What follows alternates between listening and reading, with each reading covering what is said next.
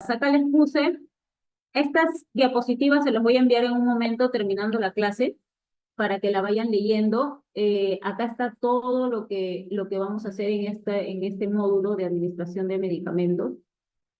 Léanlo porque de aquí también va a venir para su evaluación, para su examen escrito, ¿ya? Entonces es importante que lo repasen. Con respecto a la vía intradérmica, para recordarles, el ángulo de aplicación, no se olviden que es de 10 a 15 grados. Es una vía que se utiliza para realizar pruebas de sensibilidad. Puedes hacer pruebas de cutáneas, pruebas de descarte si tu paciente es alérgico o no a ciertos medicamentos. Lo que se realiza son las famosas pápulas, no se olviden, ¿ya? Y la vacuna es más que todo la BCG, la vacuna de BCG, que es la vacuna contra la tuberculosis. Las zonas de aplicación, también recuérdenlas, que ahora la vamos a ver de manera general, es en el tercio medio de la cara anterior del antebrazo, es una de las zonas de administración de la vía intradérmica. Otra zona era, recuerden, por debajo de la clavícula, 2 centímetros por debajo del hueso de la clavícula. Otro es en el músculo deltoides, se van a guiar ustedes del hueso acromio, que es el hueso que sobresale del hombro. 4 dedos por debajo de ese hueso, ahí está su músculo deltoides, que tiene la forma de un triángulo invertido.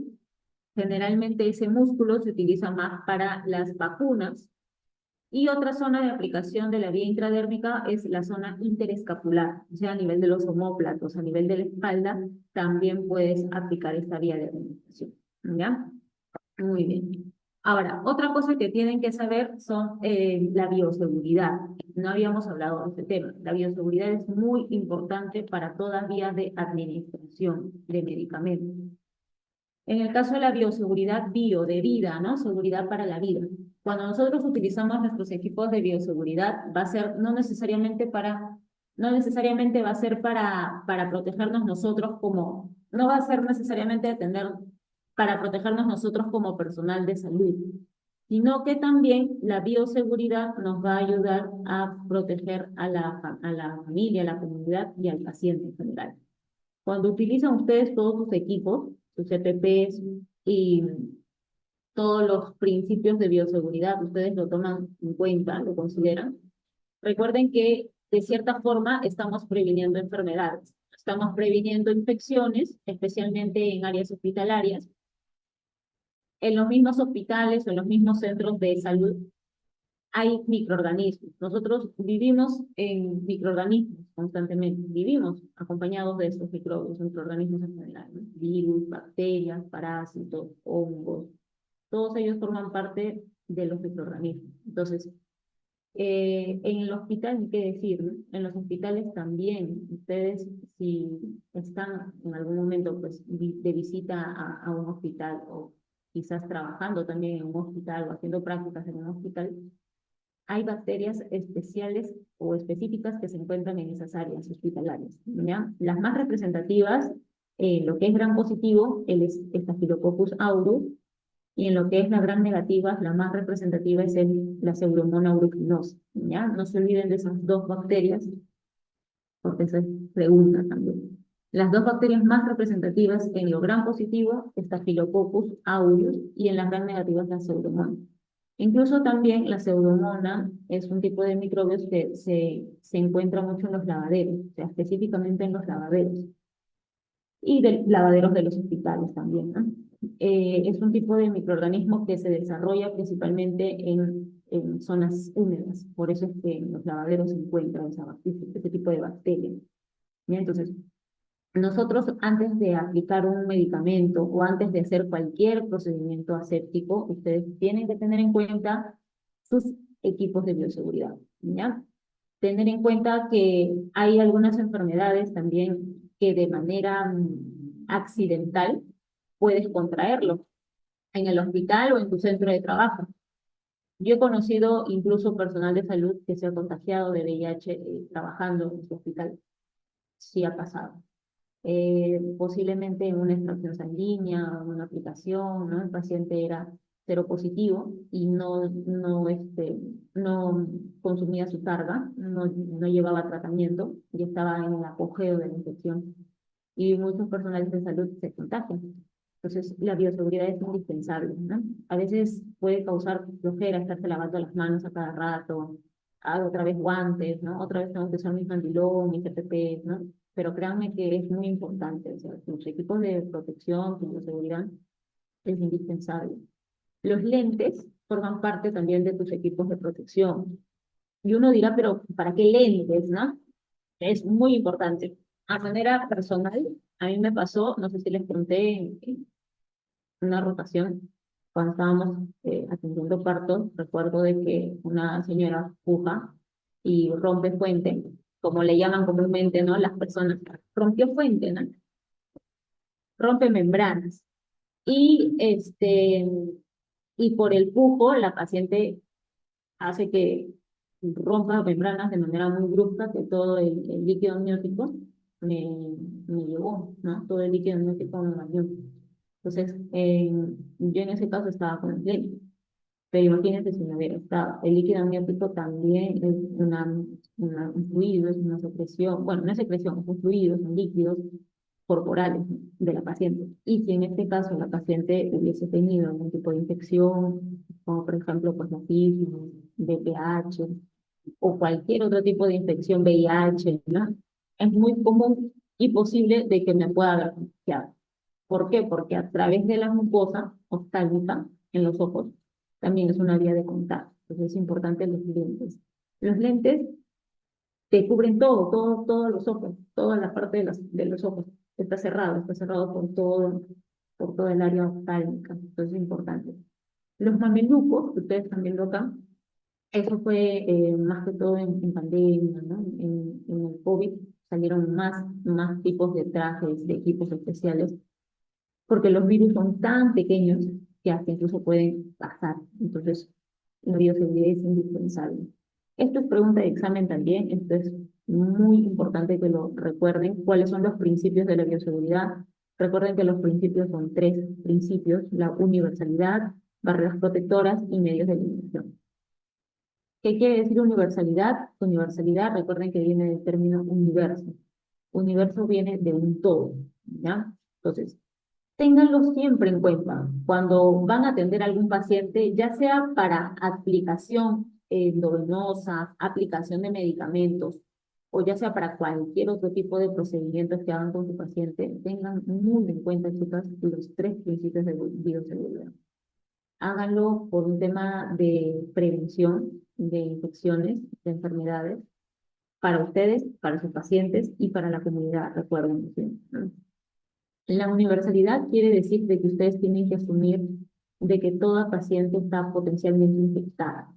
Todo paciente que ustedes atiendan, ustedes en su mente tienen que asumir este paciente está infectado con algo y con mayor razón si vas a administrar medicamentos.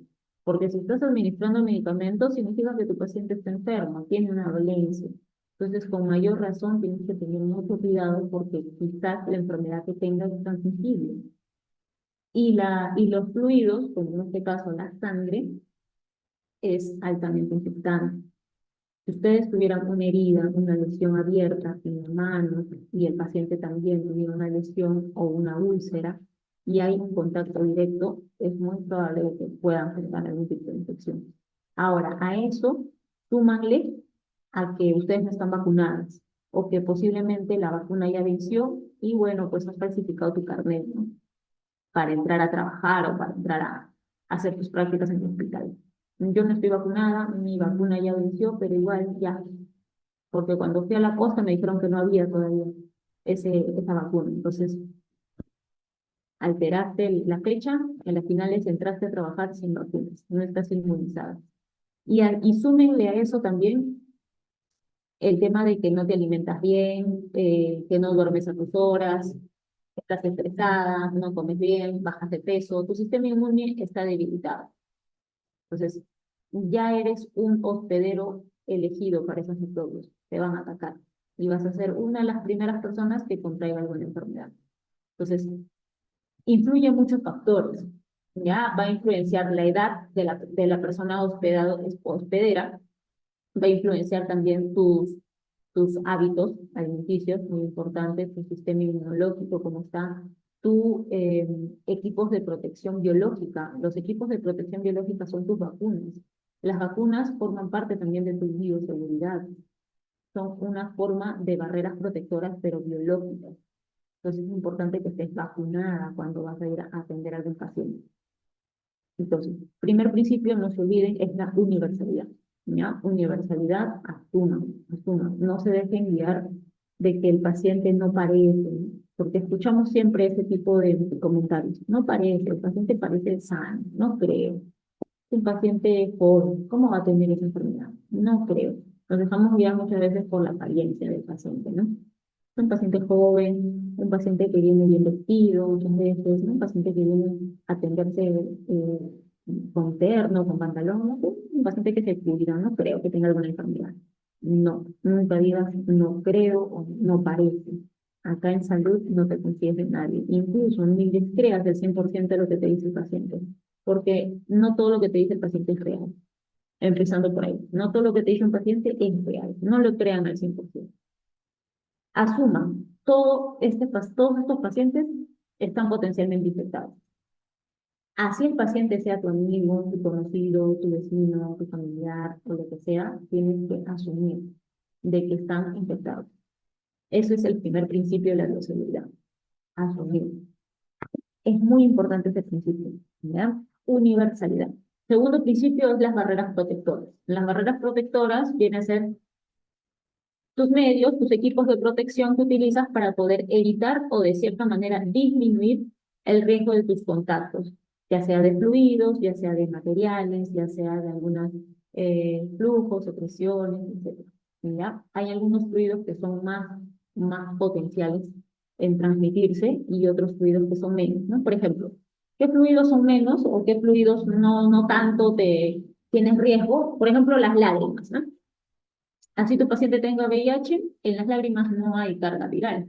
En la saliva tampoco. Se ha demostrado, ustedes pueden besar en la boca claramente a un paciente con VIH y no se transmite la enfermedad. Hubo un médico que hizo eso y le llamó el beso de la muerte. Y él quiso hacer esa experiencia de que identificar si el virus posiblemente puede estar en la saliva. Y él besó a una mujer que tenía VIH. Y esperó el tiempo de ventana, recuerden que son en promedio 3 o 6 meses, el periodo de ventana, que es un periodo de incubación del virus, o sea, que no se expresa la enfermedad como tal, pero ya está infectada. Esperó ese tiempo, se hizo la prueba y salió negativo. Entonces, ahí es donde él demostró de que no hay carga viral en la saliva. Entonces, un paciente con VIH puede comer de la misma cuchara, incluso de un paciente con VIH, y no va a pasar nada. Le puedes besar en la boca a un paciente con VIH y no va a pasar nada porque recuerden que no hay carga viral en la saliva de un paciente infectado con VIH. En las lágrimas tampoco. Le puedes secar, tocar las lágrimas, no te vas a infectar del virus. Y es mínimo carga viral en las heces y en la orina. Lo que sí hay potencial carga viral es en su sangre. En la sangre de un paciente con VIH, sí. ¿Bien? Entonces, si hay un contacto directo con un paciente con VIH, sí te vas a contagiar posiblemente. Va a influenciar también en los otros factores que les dije con respecto a su sistema inmunológico, a sus vacunas, sus hábitos alimenticios y todo eso, ¿no? Todo eso va a influenciar. Eh, Ahora, si hacemos un comparativo, ¿no? Paciente con VIH y paciente con hepatitis B. Recuerden que el paciente con hepatitis B es mayor riesgo de infectarse versus un paciente con VIH, ¿ya? Es un paciente con hepatitis B. ¿Cómo te das cuenta que el paciente, con hepatitis, perdón, en general, cómo te das cuenta que el paciente tiene hepatitis? Lo vas a ver ictérico, ya, color amarillo, ¿no? Principalmente y la ictericia, color amarillo de piel y mucosas, esa es la ictericia. Eh, Sus ojos, que son parte de sus mucosas, también pueden estar amarillas, ¿no? Puede que esté inflamado el hígado, entonces paciente con riesgo de hepatitis. Si el paciente tuviera hepatitis, recuerden que hay varios tipos de hepatitis también. La hepatitis A no suele ser transmisible, o sea, no es que suele ser por una IPS, ¿no? O se transmita por sangre, por ejemplo. ¿Ya? La hepatitis A es más común en niños y suele darse por aguas contaminadas, alimentos mal lavados, por ahí obtienen el virus.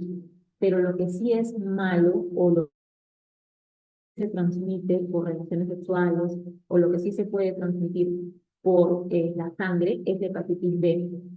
La hepatitis B, sí, chicas, tengan mucho cuidado. Ya, tengan mucho cuidado con la hepatitis B, ¿ya? La hepatitis B, la piel también amarilla. Claro, la ictericia, eso es la piel amarilla. Recuerden que ictericia es piel y mucosas amarillas, ¿no? No solamente es que la piel está amarilla y eso es ictericia. Les expliqué de la pseudoictericia. Tiene que estar amarillo la piel y las mucosas. Vean su paladar blando, la boca, en los ojos, ¿no? Te dice, a ver, mira arriba de sus ojos, están amarillos. Ya, si vas a atender a un paciente de ese color, ten mucho cuidado. Este paciente piensa en que tenga hepatitis. Y la hepatitis sí es transmisible. La B, la C y la D, sí. La A y la E, no. Pero la B, la C y la D, sí. Incluso la C es menos común, pero es más mortal. Lo más común es la hepatitis B. La hepatitis B lo puedes... Ojo que la hepatitis B es una ITS, ¿ah? Es una infección de transmisión sexual. Tú puedes tener a tu pareja también, lo ves medio amarillo, sus mucosas, ¿no? Su paladar lo ves amarillo, tenga mucho cuidado. Podrías pensar, ¿no? Es hepatitis, ¿no? Tienen relaciones sin protección y te contagian, porque la hepatitis B es un virus que es considerado una infección de transmisión sexual también. Entonces, si vas a atender a un paciente por X motivos, chicas, van a poner medicamentos, van a hacer curación de heridas, vas a hacer cualquier procedimiento con el paciente, entonces siempre ten en cuenta tus barreras protectoras. Así te des flojera poner un guante, así te des flojera ponerte tus lentes, tus guantes, tu mandilón, no interesa. Lo más importante es que te protejas, que estés bien protegida. Si están rotando en los hospitales, igual, en algún momento tienes que utilizar todos los equipos de protección, ¿ya? Y tercer principio, tercer y último principio son los medios de eliminación. En el caso de los medios de eliminación, acá tenemos en cuenta los dispositivos en donde desechamos los materiales que utilizamos, ¿no? Tenemos el tacho negro, amarillo, rojo y la galonera o la caja punto cortante. En lo que es el negro, recuerden que va todo lo que es orgánico, todo lo que no está contaminado. Por ejemplo, el papel que utilizaste para secarte las manos, la bolsa de las jeringas, la bolsa de tu equipo de nutrición, etcétera. Bolsas, la cáscara de alguna fruta, etcétera. Mira, papel, todo eso van a meter bolsa negra. Tacho bolsa roja, recuerden que va todo lo que es biocontaminado, todo lo que haya tenido contacto con fluidos, con secreciones, sangre, eh, quizás has tenido contacto con paciente que escupió en un pañuelo, en una ropa, ya, y saliva, todo lo que pueda tener cierto riesgo de infección va en el tacho bolsa roja. ¿Qué tipo de beneficios va en el tacho bolsa roja? Porque ha habido retornos sanguíneos infectados. En el tacho bolsa amarilla va generalmente medicamentos vencidos, los frasquitos, las ámpulas, este tipo de materiales van en el tacho bolsa amarilla. Y en la galonera, punto importante, como su propio nombre lo indica, va todos los materiales que o bien te pueden punzar o bien te pueden cortar. ¿Ya? Por ejemplo, las ampollas rotas, las agujas, los catéteres. Entonces, todo lo que pueda ser vidrio, aguja, que te punce o que te corte, que haya riesgo de corte, va en la galonera. ¿Ya? Galonera, muy importante, que es un material especial que hace que no pase el vidrio y te cortes, ¿no? Una galonera gruesa tiene que tener ciertas características también para que pueda ser utilizado. Entonces, principios de bioseguridad ya las tienen clara ustedes, universalidad, barreras protectoras. Recuerden que dentro de las barreras protectoras están tus barreras inmunológicas, que son tus vacunas, ya tus vacunas. Muy importante tus vacunas, considéralas como un medio protector también. Otro medio protector, por ejemplo, en químicos, es tu lavado de manos. No solamente me refiero a barreras protectoras con que uses tus EPPs, sino a que te laves las manos, a que uses antisépticos, a que utilices todas tus medidas de bioseguridad, a que te vacunes, Ya, todo eso incluye a barreras protectoras. Todo lo que ustedes puedan pensar en alguna forma que te va a proteger está dentro de las barreras protectoras, ¿ya? Y medios de eliminación. Entonces, pregunta de examen, los principios de bioseguridad. Con respecto a las medidas de bioseguridad, hay múltiples medidas que tienes que tener en cuenta también. Uno de ellos es el lavado de manos cada vez que esté indicado. ¿Cuáles son los momentos? Son 5 momentos de lavado de manos, que eso ya les dije en práctica, eso tengan en cuenta, los momentos de lavado de manos. Los tipos de lavado de manos que vas a hacer dependiendo de tu procedimiento que vas a hacer. Si vas a curar una herida, si vas a curar, por ejemplo, ¿no? Alguna paciente que fue cesariada y te llaman a ti porque tú tienes conocimiento y te piden que le cures la herida post-quirúrgica, ¿no? Que le puedes curar la herida postoperatoria. Entonces, en estos casos tienes que lavarte las manos. El lavado de manos tendría que ser un lavado de manos clínico, ¿no? 40, 60 segundos, que estés bien lavada las manos, lávate bien por las uñas, por los nudos de los dedos, las manos en general, y ahí realizas después el procedimiento, ¿no? A diferencia de que si algún momento, ¿no? Estás rotando por un hospital, imaginemos, tienes que entrar a sala, ahí sí ya haces tu lavado de manos quirúrgico, que son 5 minutos. 5 minutos lavándote las manos. Y teniendo mucho cuidado de que después de lavarte las manos te toques la cara. Eviten eso. Ya no te puedes tocar la cara, ya no te puedes tocar el cabello. Si te pica, te ocasiona de repente molestia en alguna parte de tu cara, te rascas con otra parte, de repente el hombro, el brazo, o que otra persona te asista, pero cuando ya te lavas las manos no puedes tocar nada, porque lo contaminas, ¿ya? Y más aún si estás a salvo. Tienes que estar con las manos en alto, no puedes tocar nada, ¿no? Otra medida de bioseguridad es el uso de guantes, de mascarilla o de TPPs en general, tus usos de soluciones antisépticas. La más común es el alcohol. La solución antiséptica más utilizada es el alcohol, pero no es el único. Recuerden que también tienes el yodo, el hidrocortisona, gerina en solución, espuma, clorexidina, ¿no? Pero el más usado es el alcohol. Descontaminación, limpieza, desinfección. ¿Cuál es la diferencia entre los antisépticos y los desinfectantes?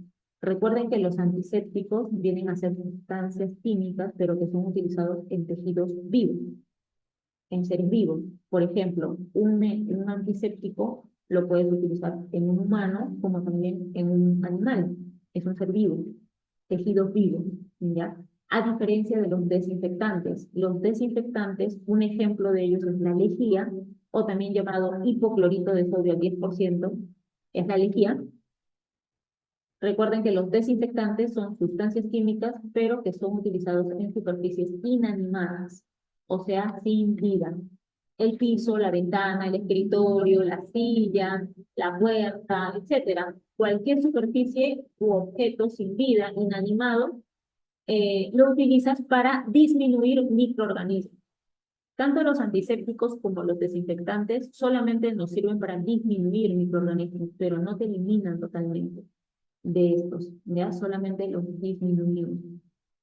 En el caso de los antisépticos, para superficies inanimadas o sin vida, y en el caso de los desinfectantes, perdón, superficies inanimadas o sin vida, y en el caso de los antisépticos, en superficies de vida, ¿no? Con seres vivos. Lo otro que también tienes es la esterilización. La esterilización es el único procedimiento que sí vas a eliminar todos tus microorganismos. La esterilización sí no disminuye, sino eliminas totalmente todo. En el caso de los odontólogos, por ejemplo, ellos si van a trabajar con sus pacientes, ellos sí o sí tienen que tener un esterilizador en su consultorio. Sí o sí. Un dentista sí o sí tiene que tener su esterilizador, porque la cantidad de pacientes que ven al día y los materiales que ellos utilizan lo tienen que esterilizar por paciente. No van a comprar un material para cada paciente, imagínense. El mismo material que te pusieron aquí en la boca lo van a poner a la siguiente persona. Bien, el mismo material en la boca, pero esterilizado. No es que sea así directo, ¿no? Primero lo esterilizan, lo limpian, lo enjuagan, lo esterilizan y después lo vuelven a utilizar. El mismo material que te están poniendo en la boca lo han utilizado anteriormente con varias personas. ¿Ya? Entonces, la esterilización es un procedimiento en donde sí vas a eliminar todos los microorganismos, barres con todo, incluso con esas esporas. A diferencia de los desinfectantes y de los antisépticos, que solamente disminuyen. No se olviden de eso que pueden probar. ¿Ya? Otra medida de bioseguridad viene a ser el aseo, la desinfección de los ambientes y la eliminación segura de tus desechos que utilizas. ¿Qué es asepsia? Asepsia, recuerden que toda palabra que empieza con a o con an significa ausencia o carencia de algo. Entonces, si les digo asepsia, viene a ser las medidas de protección para poder disminuir o eliminar ciertos microorganismos patógenos, ¿no? En otras palabras, es ausencia de infección, por terminología. Asepsia viene a ser la ausencia de infección. Esto es lo que les dije hace un momento. La asepsia, en el caso de los antisépticos y desinfectantes, disminuyen los microorganismos patógenos. Ejemplos de microorganismos, imagínense, cantidad de microorganismos. Incluso hay un curso en donde se les explica todos los microorganismos, todos los parásitos que pueden haber, todas las bacterias, todos los virus, todos los hongos. En los hospitales incluso hay pacientes que llegan con un diagnóstico de ingreso, por ejemplo, diabetes, que es una enfermedad no transmisible, pero cuando llegan al hospital o están en emergencia, se contagian. Entonces, hay cantidad de microorganismos intrahospitalarios. Por eso es que siempre en los hospitales desinfectan los pisos, las áreas, los pisos, las ventanas. Ustedes habrán escuchado ese término también, ¿no? Huele a hospital, qué feo huele a hospital. O tengo ese olor a hospital. Ese olor a hospital que muchas veces los pacientes se refieren por la lejía. Es la lejía que utilizan, ¿no? O también llamado hipoclorito de sodio, ¿no? En lo que son las asepsias quirúrgicas es la esterilización. Acá hay una lista de ejemplos de todos los que son los antisépticos. Por ejemplo, esta es la clorexidina. Esto es lo que utilizan generalmente los odontólogos, ¿no? Van a hacer algún procedimiento en la boca y ustedes saben que la boca es la zona donde tiene más contaminada. Entonces, lo que generalmente se hacen pues es un enjuague bucal con clorexidina, que escupes a un lado y después te tratan. Entonces, la clorexidina es un tipo de antiséptico, pero que más se utiliza en pacientes con gingivitis o en pacientes que tengan alguna erosión en la boca, ¿ya? Para disminuir bacterias de la boca.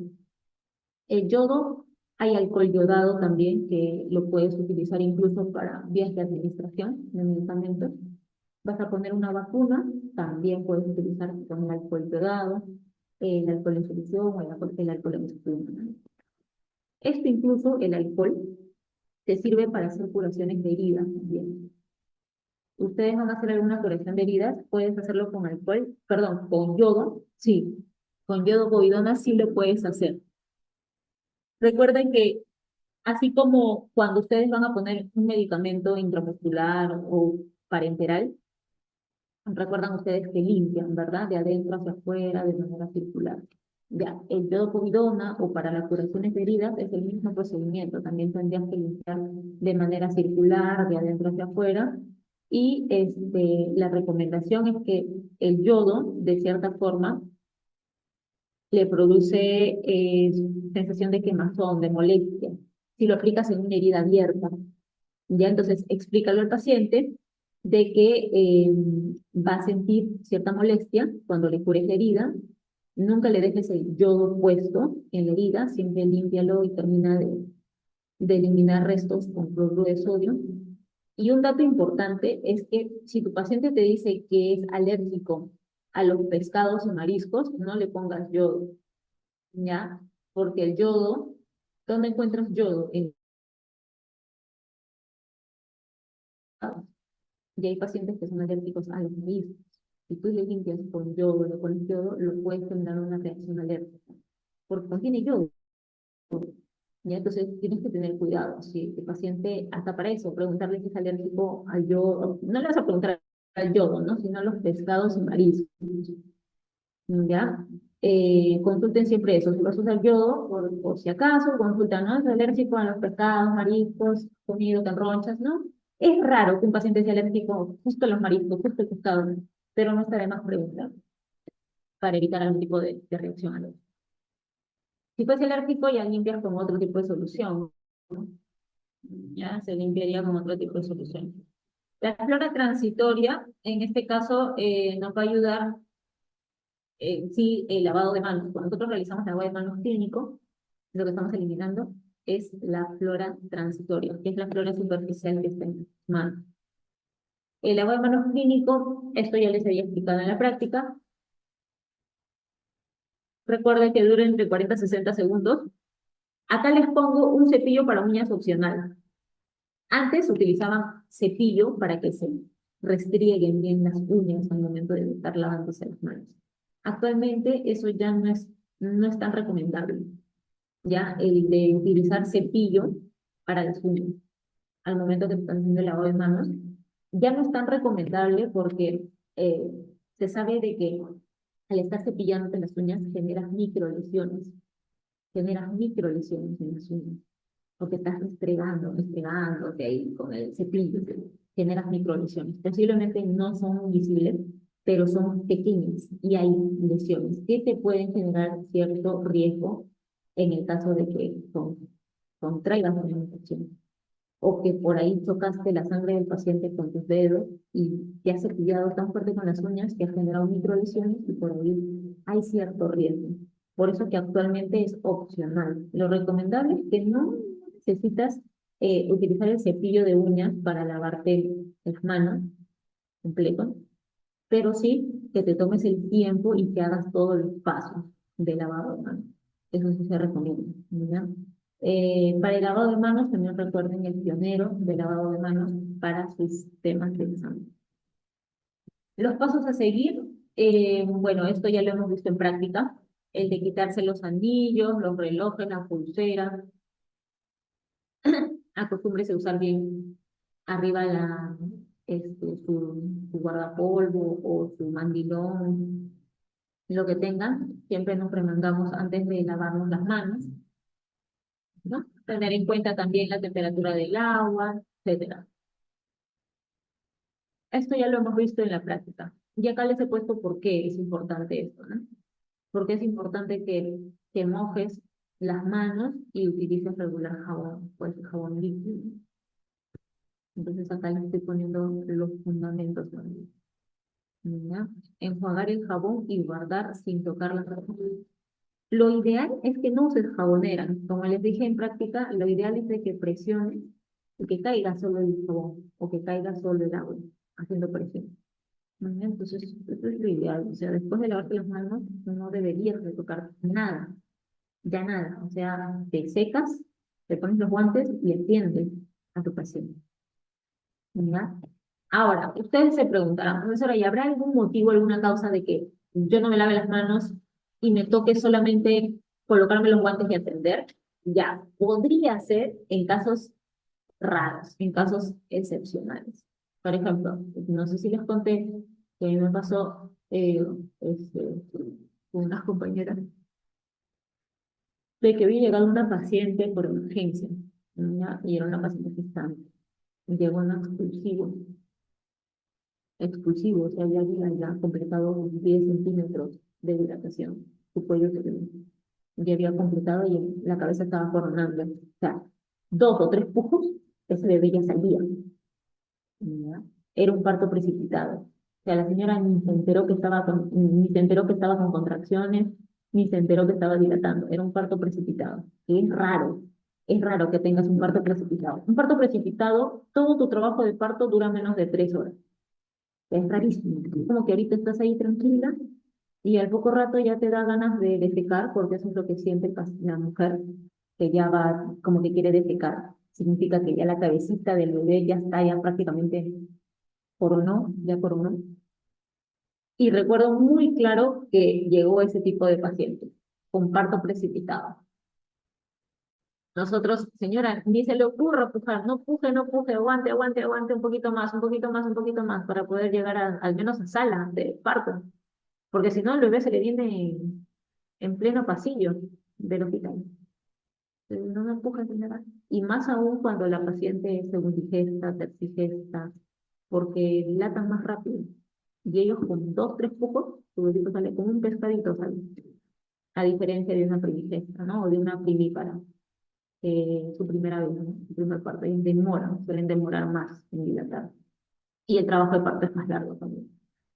Entonces, ¿qué hicimos en esos casos? Ni tiempo para lavarte las manos. O sea, no puedes en ese momento, ni siquiera un minuto era mucho, porque ya la paciente con dos pujos, su bebito salía, ya, la cabeza ya estaba ahí, ya estaba, ya había coronado.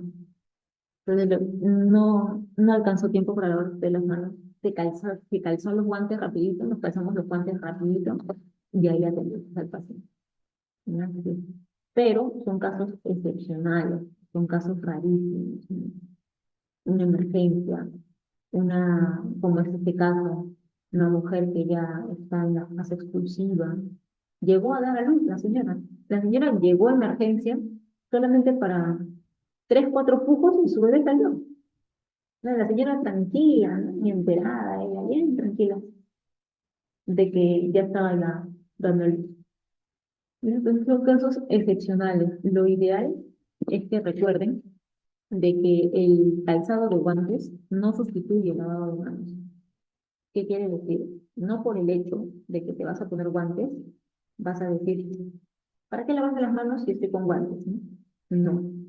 El calzado de guantes no sustituye el lavado de manos. En otras palabras, tienes que lavarte las manos si te vas a calzar los guantes. Ese es el principio. Tienes que lavarte las manos. No te puedes ir directamente a calzarte los guantes si tus manos están contaminadas, tus manos están sucias.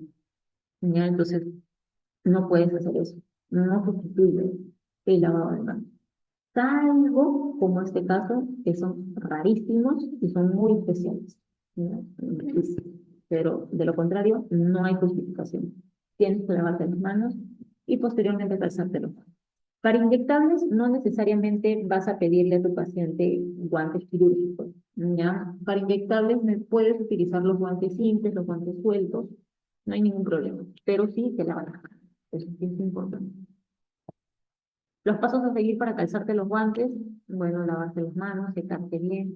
Recuerden que el personal de salud, nada de uñas postizas, nada de uñas largas, no. Si ustedes han decidido llevar algún curso, taller o estudiar algún curso de salud, nos tenemos que olvidar de eso. No puedes usar guantes, no puedes usar uñas postizas, largas, porque tu trabajo no amerita. O sea, ¿para qué vas a usar guantes? ¿Para qué vas a usar uñas largas? Eso deja a la administración, ¿no? Al área que no tienen contacto con pacientes, sino con papeles. Bueno, podrías, pero ustedes no. Ustedes están en contacto con pacientes, con fluidos, con secreciones. Y si tienen las tremendas uñas largas, ahí es donde se cultivan, ahí es donde se queda la sangre acumulada, donde se quedan los microbios. Ahora, aparte de eso, tienes tus uñas pintadas, ¿no? ¿Vas a trabajar o vas a atender a tu paciente con tus uñas bien postizas y pintadas? Tampoco se recomienda, chicos, chicas, de que se pinten las uñas, porque nosotros estamos en contacto en continuo lavado de manos. A cada rato te estás lavando las manos para atender a tu paciente. Entonces, si tú estás trabajando con las uñas a medio pintar, no es, no se ve estético. Pónganse en el lugar del paciente, ¿no?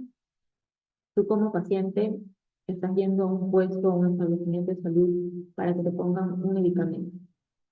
Y mientras la persona que te lo va a aplicar se está preparando, ves sus uñas que están medias pintadas, están despintadas, están grandes, muchas veces algunas hasta no lo tienen bien cuidadas las uñas. Entonces, no es estético, no se ve estético para tu paciente, para ti, ¿no? Entonces, acá lo ideal es uñas cortas. No nos acostumbremos a utilizar uñas postizas ni uñas, dejarlas crecer, no se recomienda. En obstetricia también, ¿no? Imagínense hacer un TAC con una paciente con mis uñas largas. O sea, ¿cómo le vas a meter a la paciente tus uñas largas, tus dedos? Aparte de eso es que no vas a poder percibir la dilatación, porque tus uñas no te lo impiden. ¿Cómo vas a sentir? ¿Cómo vas a percibir? Es distinto a que percibas tus uñas, a que tú misma la percibas con el pulso de tus dedos. Es distinto. Entonces, no puedes acá en salud, lamentablemente. Nosotros en salud es bien básico, o sea, tus uñas no puedes. Alhajas, pulseras, anillos. Si estás en consultorio, posiblemente, pero si estás trabajando en evaluación, en emergencia, hospitalización, no puedes usar nada de eso. Nada de eso. Todo te lo llevas a las finales a tu casa. Tu anillo, bien contaminado con tus microbios de tu hospital, te lo estás llevando a tu casa. Tu reloj, tu pulsera, de pasadita te estás llevando ahí tu estreptococos, tu estafilococcus, tu pseudomonas, todo eso te lo estás llevando a tu casa. Entonces, es muy importante evitarlos. No pulseras, no alhajas, no anillos, evita uñas largas, evita pintarte las uñas, evita cabello suelto, tampoco. En sala de operaciones, por ejemplo, sucedió de que el médico estaba operando y la asistenta, que era la licenciada, la instrumentalista, tenía no el cabello suelto, sino que tenía el arete, hasta el arete, sí, hasta en el arete. El arete era largo, lo que tenía la licenciada. No se recomienda aretes largos acá en salud. Los aretes, en caso lo vas a utilizar, tienen que ser chiquitos o pegados, o de preferencia nivel luz, es lo que te dicen si vas a usar la sala. No uses aretes, o utilizas chiquitos o bien pegados a tu oreja, al lóbulo del oído. A esa licenciada se le cayó el arete dentro de la cavidad abdominal del paciente, porque estaban operando, el paciente era una operación abierta, no era una operación por laparoscopía, era una operación abierta, con bisturí frío. Imagínense que ella se dio cuenta felizmente, ¿no? Y lo sacó, un arete, y lo guardó. Pero imagínense que hubiera dejado el arete ahí, dentro del abdomen del paciente, y el médico lo suturaba, lo cerraba con el arete adentro. Entonces, son pequeños detalles que muchas veces nosotros nos puede ocasionar como molestia, ¿no? Molesta, ¿no? O sea, pesada. No tengo que usar aretes, no tengo que usar mi anillo, no tengo que usar sí, es así. Acá en salud es así. Y como les cuento, pues hay una explicación, ¿no? Más que todo en sala de operaciones se restringen de muchas cosas. Cabello amarrado, cabello con moño, no aretes, no uñas largas, te llaman la atención, no puedes trabajar, no es la manera correcta. Entonces, hay que acostumbrarnos a eso, ¿no? Nosotros ya estamos acostumbradas a que esa es la manera correcta, ¿no? Para evitar complicaciones. Eh, ya, eso es la primera parte, chicas. Si tienen preguntas, las escucho mientras voy compartiendo la siguiente eh, parte de la exposición. A ver, por acá.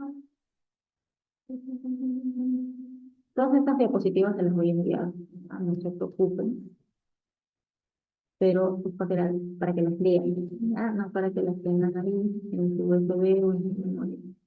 Es para que las lean, por favor. Bueno, en la práctica 2, estas son las diapositivas de lavado de manos clínico. Esto ya lo hicimos. Aquí les muestro una imagen mía de los serums. Ahí están los serums. Acá, por ejemplo, les estaba explicando a los, aunque no lo crean, ellos son adolescentes, parecen niños, 9, 10 años, pero no, tienen entre 12 y 13 años, son adolescentes. Les dije, yo había hecho mi servicio bueno con Pingo María. Yo Pingo María 2 horas más allá, que es Valle de Monzón. Y este caserío, en donde yo he ido, era el caserío más alejado del centro poblado de Cuyaco, así se llamaba donde yo hice. Este caserío, yo tenía que caminar 3 horas, caminar, porque La moto lineal nos dejaba hasta cierto punto, pero más allá no podía, porque era muy en punta este tipo de caserío, ¿no? No se podía ir, llegar en moto y caminé, ¿no? Caminamos con la licenciada. Acá lo que yo estoy haciendo es una capacitación en lo que es el lavado de manos a los jovencitos. Ellos solamente tenían un colegio en este caserío, solamente un colegio. Y en ese colegio iban de todas las edades, desde pequeñitos hasta jóvenes, adolescentes, todos con el mismo docente, para que se percaten y se den cuenta de cómo es en provincia. Si acá en Lima nomás hay muchas deficiencias en todos los ámbitos, imagínense en provincia. Imagínense en provincia, Huánuco, y ahora a eso llévense al caserío más alejado de un centro poblado. Y ya se imaginarán cómo se vive ahí la situación, ¿no? Hay un solo colegio y en ese solo colegio enseñan primaria, secundaria, distintas edades de los niños. El profesor hace la misma clase para todos. Por ejemplo, les puede estar enseñando inglés, ¿no? Cómo es la oración en inglés. Y todos tienen que estudiar el mismo tema. Así tú seas más grande que los otros compañeros, tu nivel educativo es ese, porque tienes un solo profesor, ¿no? Así es. Acá yo les estaba explicando al docente también, no se ve, pero está por este lado, les estaba capacitando cómo era el lavado clínico, ¿no? El lavado clínico. Y esto forma parte también de tu trabajo como personal de salud. Tu trabajo no solamente va a ser atender pacientes y ya, ya, qué bonito, ¿no? Ya atendí pacientes, ya, no. Lo ideal es que enfoques en lo preventivo, y esto es parte de lo preventivo, ¿ya? Es capacitar, explicar, enseñar. Lavado de manos es algo que todo personal de salud lo hace. No solamente yo lo hice en mi instituto enseñando, yo lo vengo haciendo desde siempre. El lavado de manos siempre tienes que explicar a tus pacientes, a tus docentes incluso, porque el mismo docente, a pesar que era profesional, no sabía cómo era el lavado de manos, ¿no? Eso es importante. El lavado de manos clínico, recuerden que lo ideal es de que ustedes ya lo lleven de manera rutinaria, hasta para almorzar, hasta para cenar, lávense de manera rutinaria con el lavado de manos clínico, sería lo ideal, ¿no? Los tres tipos de lavado de manos que ustedes lo manejan: social o comunitario, que es para el público en general, se lavan como sea. El clínico es el que hacemos generalmente para confort del paciente, para contacto con fluidos, ¿no? Curaciones de heridas, administración de medicamentos. Es el tipo de lavado más usado. Y el quirúrgico para intervenciones quirúrgicas, sale partos, operaciones, más que todo, ¿no? Bueno, los pasos ya está de más decirlos porque ustedes lo saben. El lavado de manos debe ser realizado de inmediato, antes y después del contacto con cualquier paciente. Vuelvo a repetir, no se confíen ni siquiera de la edad. Un paciente pequeño, ¿cómo va a tener una infección? Recuerden, yo he atendido pacientes de 12, 13 años con VIH, ¿ya? 12 años con VIH. No porque el niño o el adolescente haya sido o haya sido víctima de algún abuso, ¿no? O que haya iniciado actividad sexual. No, recuerden que no solamente es el virus de transmisión. Este niño le contagió, su mamá le contagió cuando nació, ¿ya? Su madre era muy descuidada, tenía VIH su mamá, y a ella no le importaba, no le importaba tomar tratamiento, no le importaba si su hijo nacía con VIH, era una señora totalmente descuidada, era una señora con problemas de alcoholismo. Se embarazó, Dios sabe de quién, y su hijo contrajo el VIH al nacer, ¿ya? Entonces, no se confíen de las edades. Niñito, jovencito, pobrecito, no te va a tener, ¿pero qué va a tener VIH un niño? No, chicas, sí hay, sí hay, sí hay, sí hay niños con VIH. Hay niños con cualquier tipo de infección. Tengan mucho cuidado. Lávense las manos, eso que quede ya por costumbre.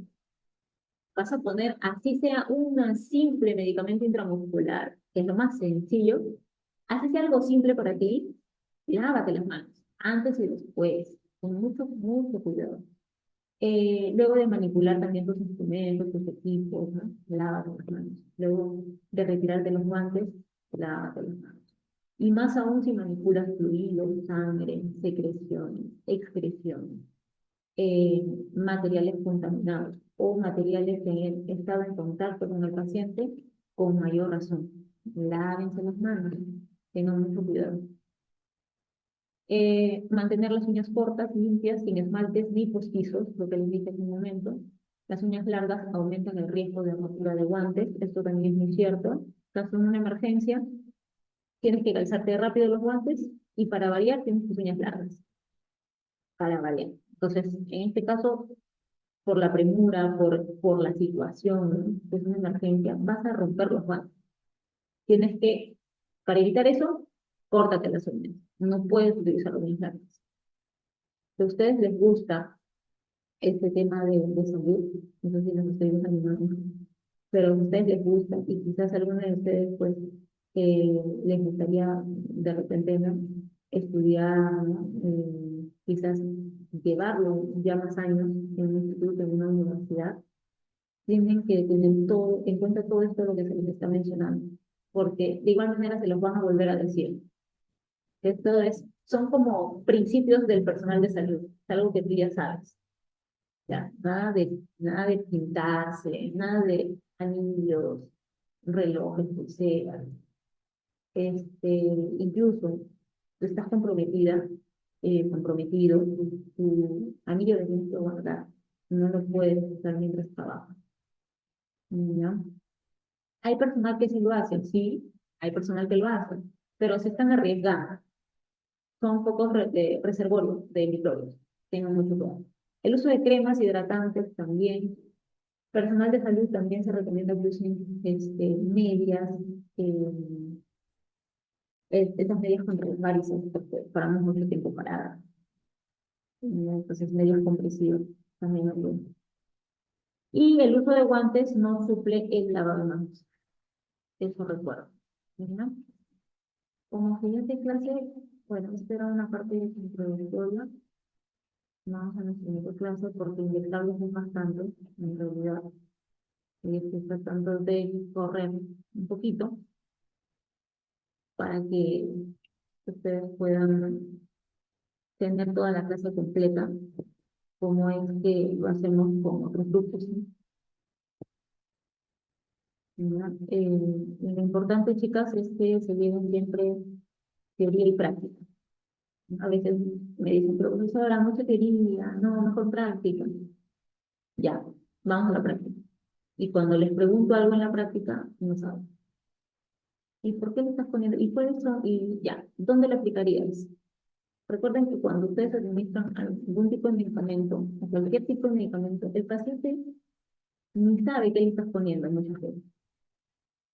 Y peor aún, va a saber cuáles son las zonas de indicación. ¿Qué hace el paciente? Generalmente te da el brazo, te da el puño, te da la mano, y ya, nada más. El paciente no te va a decir, ah, ponlo acá, ¿no? Ponlo en tal vena, o ponlo en la vena basílica, o en la cefálica, ¿no? O ponlo en la vena, no sé, pues la safena, ¿no?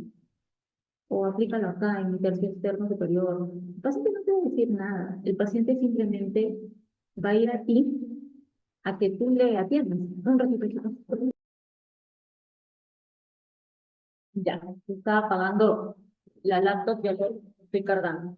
Ya, entonces, a lo que les decía, chicas, el paciente generalmente no te va a decir, el paciente no te va a decir en sí, no te va a decir en nada, o cuáles son las zonas de aplicación, nada. El paciente simplemente acude a ti porque necesita que lo digas, ¿no? Se siente mal, se siente enfermo, se siente con gripe, con fiebre, qué sé yo, y necesita que alguien le aplique el medicamento, ¿no? Entonces, para eso, ustedes, por teoría, tienen que recordar, a ver, ¿qué medicamento es? Ya, ¿cuáles son? Lo ideal es que ustedes sepan al menos sus efectos secundarios. y cuál es el mecanismo de acción. Al menos eso, el mecanismo de acción y efectos secundarios del medicamento. O sea, efectos no esperados. Yo sé que este medicamento le va a hacer efecto en esto, pero también posiblemente le puede ocasionar esto como efecto secundario, efecto adverso. Eso es lo que tienes que saber. ¿Qué le estás aplicando? ¿Para qué? ¿Y cómo lo sabes por teoría? Ahí es donde yo les pregunto a ellos, que me piden, ¿no? Profesora, pero práctica, de frente. No es que esté frente práctica. Tienes que saber qué aplican. Tienes que saber qué contiene. Tienes que saber al menos las partes de la jeringa, las partes de, no sé, los efectos adversos y secundarios de tal medicamento, al menos de los medicamentos básicos, ¿no? Uno de los efectos, recuerden el metamizol, bastante utilizado ese fármaco. El metamizol, muy aparte de ser un antipirético, un antiespasmódico, un analgésico, el metamizol sódico, recuerden que baja la presión arterial. Así como te baja la fiebre, también te baja la presión. Un metamizol sódico, ustedes habrán escuchado, ¿no? Mi hijito que tenía fiebre le pusieron el famoso reprimán metamizol. Ya, ese es un antipirético. Esa es una de sus funciones del metamizol. Pero también es un antiespasmódico, un analgésico. Pacientes que a veces llegan con dolor abdominal, le ponen una vía y le ponen metamizol y le pasan los pólipos, retortijones abdominales. ¿También me sirve el metamizol? También. Pero ¿cuál es su efecto secundario? Lo que tú no quieres, pero pasa. Te baja la presión. Entonces, si tú tuvieras un paciente con fiebre de 39 grados, pero tu paciente es hipotenso, miren chicas, ¿ah? Tu paciente tiene fiebre de 39, pero tiene una PA de 80 sobre 50 o 90 sobre 60, ya está el límite y está con fiebre. Entonces, en estos casos, si tú utilizas metamizol, ya sabes que esa presión va a bajar. ¿Le vas a bajar la fiebre? Sí, bien, le ayudaste, ¿no? Le bajaste la fiebre. Sí, pero la presión, ¿qué hacemos con la presión? Le bajaste también la presión. Y ese paciente al final baja la temperatura, pero le da hipotermia y va a estar temblando. ¿Y tú qué vas a hacer? Te vas a asustar. ¿Ahora qué hago? Entonces, la idea es que sepas. Tal medicamento básico o más utilizado, ¿qué es lo que le puede ocasionar también como efecto secundario? Eso es lo que tienes que saber. Esto no es una clase de farmacología tampoco, no es la intención de empezar a aplicar fármacos, pero al menos de los medicamentos básicos, los más utilizados, que es el metamizol, el imebrinato, ¿no? El gravol, eh, tramadol también muy utilizado, el ceftriaxona, ¿no? Entonces, al menos un poquito de todo. El dimebrinato lo que causa es sueño, te va a causar sueño, o sea, es algo que tú no esperas, pero que lo produce, ¿no? Muy aparte de hacer un, ya ahorita les explico. Muy aparte de hacer, de ayudarte con las náuseas y los vómitos, eh, también te baja, perdón, también te da sueño. Es como ustedes, ¿no? Vas a viajar, les habrá pasado, a todas, creo yo. Vas a viajar y sabes que por la altura o por el viaje te va a dar náuseas. Ay, ¿qué haces? Un Gravol. Voy a tomar un Gravol. Ya, estás tranquila con el Gravol y al poco rato no te da sueño. Incluso llegas a tu destino dormida. Ay, ¿qué pasó? Ay, ya llegamos, ya. Ya, eso sucede. Ya, ahora imagínate ese medicamento que tomaste en pastilla, ponerlo en la vena del paciente, ponerlo en la vena, directo. Te vas a asustar, también te vas a asustar. Y si pasa, ¿no? Te estás poniendo en la vena tú con la finalidad de ayudar al paciente con vómitos, con náuseas, ¿no? Lo estás poniendo directo a la vena, pero tu paciente mientras le estás poniendo, te das cuenta, levantas la mirada y tu paciente está dormido. ¿Qué sucede? El paciente está dormido. Te asustas. Claro, es lógico, te asustaría, ¿no? Te asustaría. Entonces, hay fármacos que incluso por criterio médico, el médico muchas veces te indica, no le pongas en bolo, no le pongas directo a la vena, sino por el involutrol. Cuando hagamos vía endovenosa les voy a explicar con más detalle.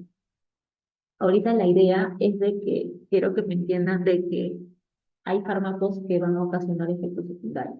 Ya, el metamizol, efecto secundario es hipotensión, te baja la presión.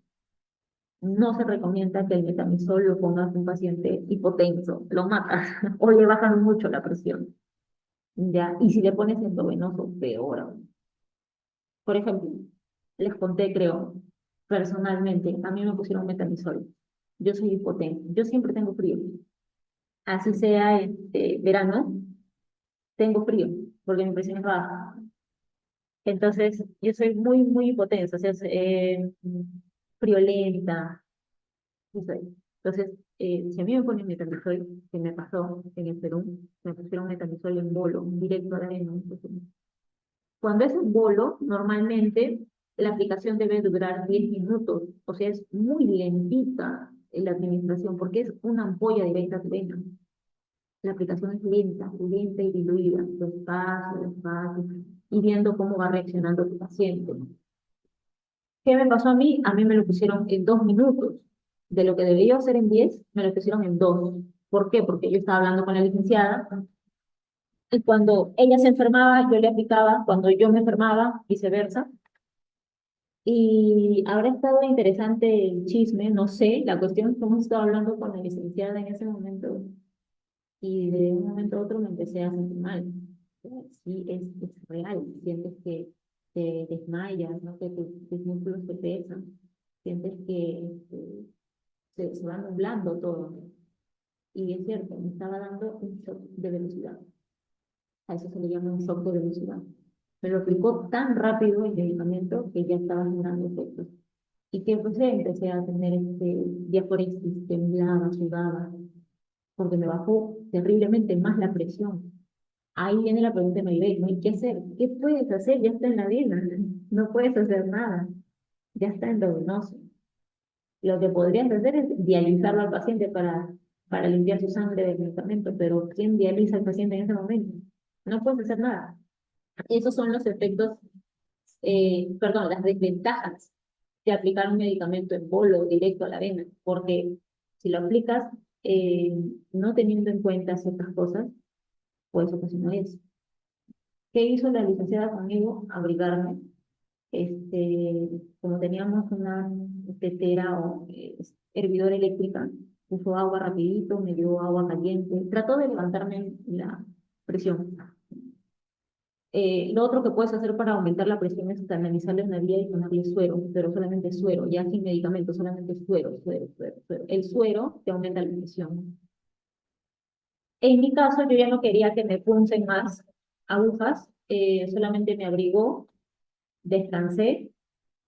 Ojo que cuando pongan en bolo, una recomendación es que lo pongan al paciente recostado. Si el paciente está en una silla, la silla tiene que ser con respaldar. Si la paciente está en camilla, que se recueste, porque hay pacientes que pueden hacer reacción. Como es directo a la vena, tienes que tener cuidado. Hay pacientes que incluso no hacen ningún tipo de reacción, pero son ansiosos. Son ansiosos. Apenas ven la aguja, ya se sienten arrepentidos. Y si tú la sientas a la paciente en una silla sin respaldar, se te va atrás. Se te complica todo. Entonces, siempre que pongas en una vena, eso es un tip, una recomendación. Eso no te dicen en un libro, en una revista, no te dicen. Es algo que tú ya vas aprendiendo con el tiempo. Una recomendación es que utilices respaldar. Siempre que pongas endovenoso, de preferencia respaldar. Por si tu paciente por ahí se descompensa o por ahí se sugestiona, ya, tranquila, recuesta y la dejas ahí. ¿No? Hay pacientes que también son ansiosos.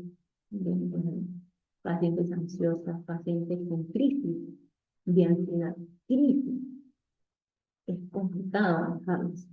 No son muy comunes. A mí en todo este tiempo de experiencia me ha tocado solo a una paciente con crisis de ansiedad, pero la verdadera crisis de ansiedad. No ansiedad así que te pasa los minutos, no, ella le dio su crisis.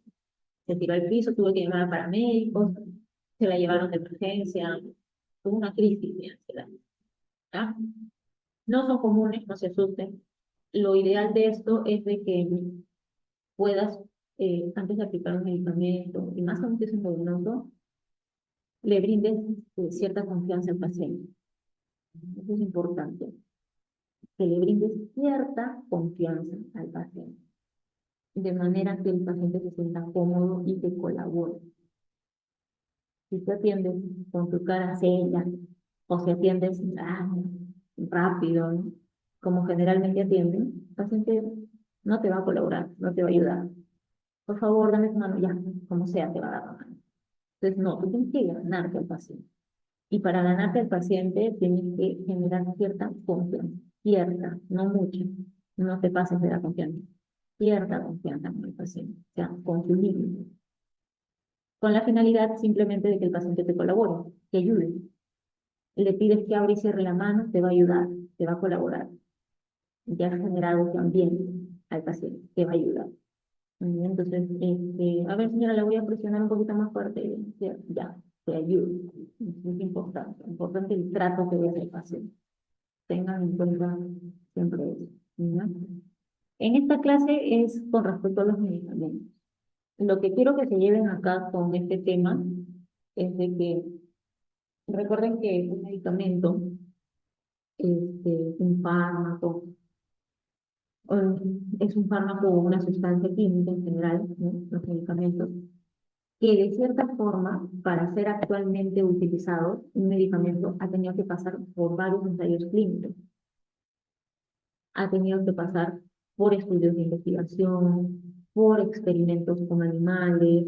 Generalmente, pues, los animales que utilizan como experimentos son ratas, monos, y muchas veces, como parte del ensayo clínico, es en humanos, pero ya casi al finalizar. Primero, son con animales. Inyectan un medicamento a la rata y ven su reacción. O agarran a ratitas de laboratorio preñadas y les inyectan. A veces le inyectan enfermedades, a veces le inyectan medicamentos y ven su reacción. Dependiendo de esos ensayos clínicos, dependiendo de esos experimentos que hacen, ya, siguiente fase. La siguiente fase es con humanos. Vamos a ver cómo actúan ahora en humanos. Así es. De lo contrario, ¿cómo avanza la ciencia? La ciencia, de cierta forma, va a tener ciertos sacrificios. Entonces, ¿quiénes se sacrifican? Animales. Y también se sacrifican ciertos humanos. ¿Ya? Antiguamente, incluso, chicos, eh, eso ya es como parte de la bioética. Antiguamente inyectaban a ciertas personas enfermedades sin autorización y sin ningún tipo de consentimiento informado. Eso hacían antes. Y los médicos se justificaban, es que es la ciencia. Es que es la ciencia, pero es que es parte de la ciencia, es parte de la investigación. Pero ¿qué culpa tenían los pacientes, no? Y más aún si no eran informados. Había una, no recuerdo el nombre, pero había una, africanos, unos grupos de africanos, promedio 400 africanos que les inyectaron de sífilis, sin ningún tipo de consentimiento. En la actualidad, hasta para ponerte un inyectable o hasta hacerte cualquier tipo de procedimiento, tienes que pedir consentimiento informado. Hoy por hoy, la salud ya está más, eh, como estamos, muchos pacientes de denuncia, muchos pacientes ahora ya saben del libro de reclamaciones y ya saben que existen denuncias. Entonces, de cierta forma ahora los médicos y los personales de salud en general se cuidan mucho, se cuidan, ¿ya? Hay pacientes que ya saben sus derechos, pero pocos saben sus deberes. Entonces, hay que tener mucho cuidado. Cualquier tipo de administración, siempre ten en cuenta la receta médica vigente y para cualquier procedimiento pidan consentimiento informado. Señora, le voy a inyectar la vena. Señora, le voy a bajar un poco el pantalón para que la pueda inyectar. Hablen siempre eso con el paciente. Evítense problemas. Evítense problemas. Hasta en lo más mínimo un paciente te puede hacer problema. Actualmente es así, ¿no? Que me manipuló mal, que me tocó, que no me pidió permiso, no me hizo esto, ¿no? Y se queja. Tiene que tener mucha precaución, ¿ya? Lo que quiero que recuerden en esta clase, ya para finalizar, porque el tiempo nos ganó, es en el caso de la talidomida. Posiblemente lo han escuchado. Lo voy a escribir en el chat. ¿Ya? Eso sí es pregunta de examen. No sé si ya les había hablado anteriormente de este fármaco. No me acuerdo. Pero sí es importante que sepan acerca de este medicamento. ¿Ya? Como parte de cultura general también es importante que sepan la talidomida era un fármaco muy comercializado en las épocas de 1950, 1960. Más de 60 países lo comercializó la talidomida, incluyendo nuestro país. ¿Ya? La talidomida era un fármaco, chicas, que se utilizaba para pacientes con náuseas, con vómitos, emesis, hiperemesis, especialmente en gestantes. Gestantes. O sea, toda gestante que venía con sus náuseas, con sus vómitos, talidomida. Paciente que estaba nauseosa y era embarazada, talidomida. Dale talidomida. La talidomida era comercializado hasta sin receta médica. Es como el paracetamol, ¿no? Ustedes van a la farmacia, no te piden receta para un paracetamol. No te piden receta para un bilirrubinato. No te piden receta. Ya, así era la talidomida. No te pedían receta. Incluso los trabajadores de los laboratorios que fabricaban este fármaco lo tenían a la mano, les sobraba, y ellos agarraban y se lo llevaban a sus esposas, gestantes, y se los daban, toman, talidomida. Pero, ¿qué sucedió? No sé si han escuchado de la famosa focomelia. En el caso de la talidomida, chicas, producía la enfermedad de la focomelia. A ver, la focomelia es una enfermedad en donde no se termina de desarrollar los miembros superiores o inferiores.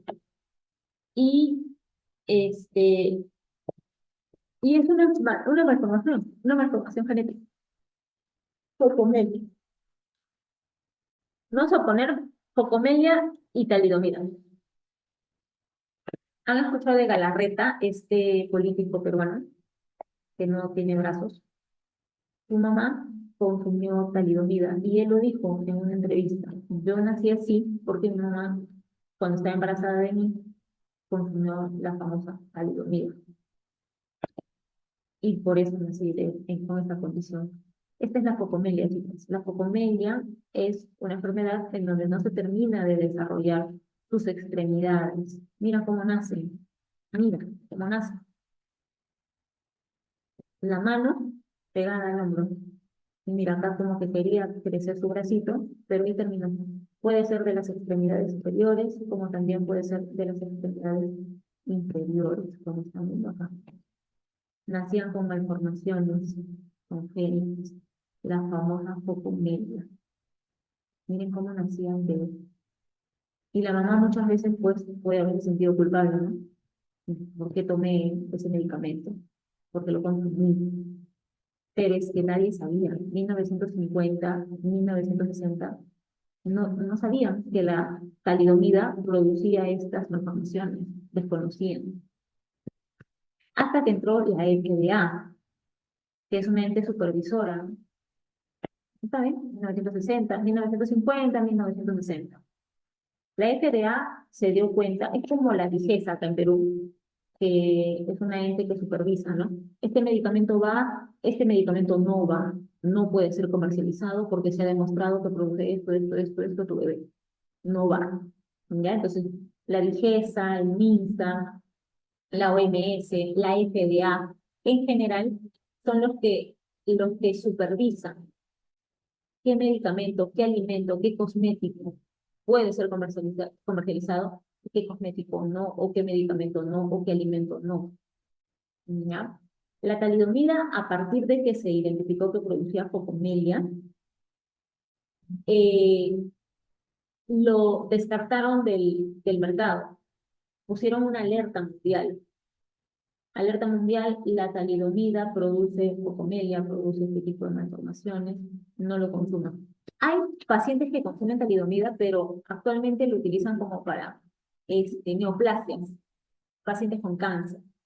Pero si ustedes ponen talidomida y embarazo, está en categoría X. Categoría X del cuadro de teratogenia. Ya, no puede ser utilizado porque los pacientes le producen, un poco ¿ya? Y ya está demostrado. Ya está demostrado que este fármaco lo produce. Ven, acá está el Galarreta, el personaje que les decía, político. Él nació también con este problema, y lo que tiene es una prótesis. ¿Ya? No es una persona que haya tenido algún accidente quizás, ¿no? Y que perdió el brazo. No, él nació así, ¿no? Muy bien. Entonces, en este caso, tienen que tener en cuenta el proceso de cómo pasa por ensayos clínicos los fármacos, los medicamentos en general, para que pueda ser comercializado o pueda ser dado en el expendio, ¿no? Los fármacos vienen de distintas presentaciones, puede venir en cápsulas, puede venir en grajeas, jarabes, puede venir también en pastillas, óvulos. Vienen distintas presentaciones que básicamente nos va a ayudar a poder prevenir, aliviar, ¿no?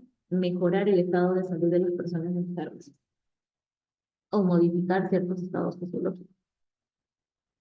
Los medicamentos tienen múltiples usos, ¿ya? Uno de los usos es uso preventivo, como son en el caso de las vacunas, uso preventivo.